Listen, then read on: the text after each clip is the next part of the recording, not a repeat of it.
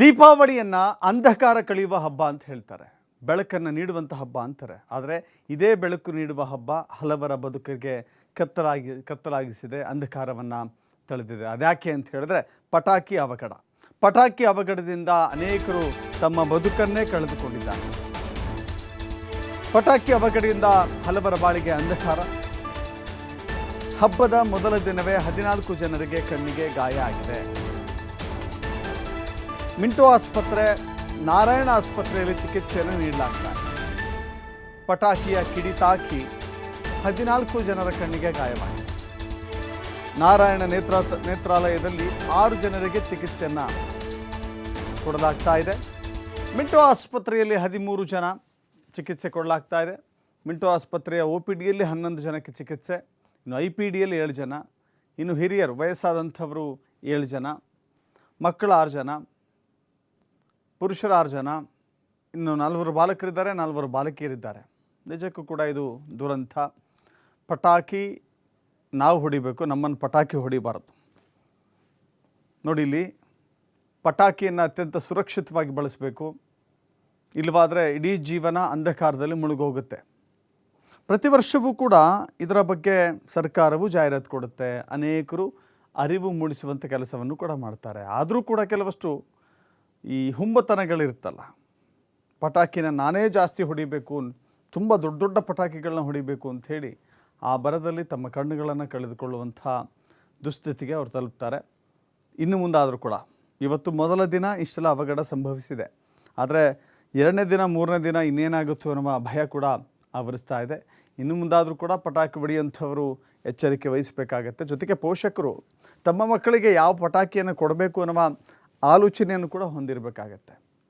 ವಯಸ್ಸಿಗೆ ಮೀರಿದಂಥ ದೊಡ್ಡ ದೊಡ್ಡ ಪಟಾಕಿಗಳನ್ನು ಚಿಕ್ಕ ಮಕ್ಕಳ ಕೈಗೆ ಕೊಟ್ಟರೆ ಅನಾಹುತ ಕಟ್ಟಿಟ್ಟ ಬುತ್ತಿ. ಅನಾಹುತವಾಗದಂತೆ ಪೋಷಕರು ಮತ್ತು ಅವರ ಮನೆಯಲ್ಲಿರುವಂಥ ಮಕ್ಕಳು ಕೂಡ ಎಚ್ಚರಿಕೆಯಿಂದ ಹೆಜ್ಜೆ ಇಡಬೇಕಾಗಿದೆ.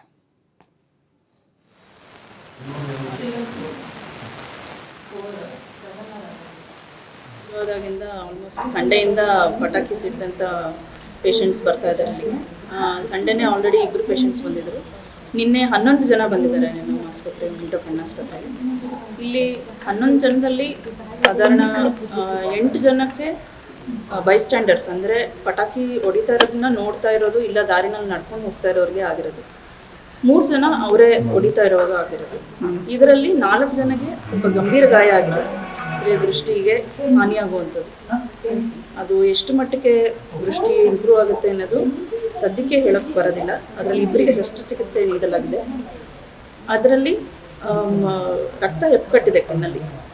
ಈ ಬಿಸಿಲಿ, ಆಟಮ್ ಬಾಂಬು ಇದೆಲ್ಲ ಹೊಡೆದಾಗ ಏನಾಗುತ್ತೆ, ಫೋರ್ಸಿಂದ ಬರುತ್ತೆ. ಫೋರ್ಸ್ ಇರುತ್ತೆ, ಒಂದು ವೆಲಾಸಿಟಿ ಇರುತ್ತೆ. ಅದರಲ್ಲಿ ಮತ್ತೆ ಕೆಮಿಕಲ್ಸ್ ಇರುತ್ತೆ, ಗನ್ ಪೌಡರು ಇದೆಲ್ಲ. ಸೊ 11 ಕೇಸು ಬಂದಿದೆ ನಿನ್ನೆ. ಅದರಲ್ಲಿ 7 ಸಿಂಪಲ್ ಆಗಿರ್ತಕ್ಕಂಥದ್ದು ಮತ್ತು 4 ತೀವ್ರತರ ಗಾಯ ಆಗಿ ಬಂದಿರತಕ್ಕಂಥದ್ದು. ಅದರಲ್ಲಿ 4 ಮಕ್ಕಳು ಬಂದಿದ್ದವು.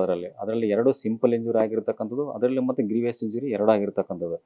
ಈಗ ಇದರಲ್ಲಿ 4ರಲ್ಲಿ ನಾವು 2 ತೀವ್ರತರವಾಗಿ ಗಾಯ ಆಗಿ, ಅಂದರೆ ಕರೆಗುಡ್ಡಿಗೆ ಏಟು ಬಿದ್ದು ಅದನ್ನು ಆಪರೇಷನ್ ಮಾಡಿ ನಾವು ಟ್ರೀಟ್ಮೆಂಟ್ ಕೊಡ್ತಾ ಇದ್ದೀವಿ. ಈಗ ಇನ್ನೂ 2 ಕೇಸು, ಅದು ಕೂಡ ತೀವ್ರತರದ ಗಾಯ ಆಗಿತ್ತು. ಒಳಗಡೆ ಮತ್ತಷ್ಟು ಮಾಹಿತಿ ನಮ್ಮ ಪ್ರತಿನಿಧಿ ಗಣೇಶ್ ನೀಡ್ತಾರೆ. ಗಣೇಶ್, ಪ್ರತಿ ವರ್ಷವೂ ಕೂಡ ಈ ರೀತಿಯ ಘಟನೆಗಳು, ಅವಘಡಗಳು ಸಂಭವಿಸುತ್ತೆ. ಆದರೂ ಕೂಡ ನಮ್ಮ ಜನ ಎಚ್ಚೆತ್ತುಕೊಳ್ಳೋದಿಲ್ಲ, ಮುಂಜಾಗ್ರತೆ ವಹಿಸ್ಕೊಳ್ಳೋದಿಲ್ಲ. ಇಲ್ಲಿ ಪೋಷಕರದ್ದು ಎಡವಟ್ಟುಗಳಿದ್ದಾವೆ, ಅಲ್ಲಿರುವಂಥ ಮಕ್ಕಳದ್ದು ಎಡವಟ್ಟುಗಳಿದ್ದಾವೆ.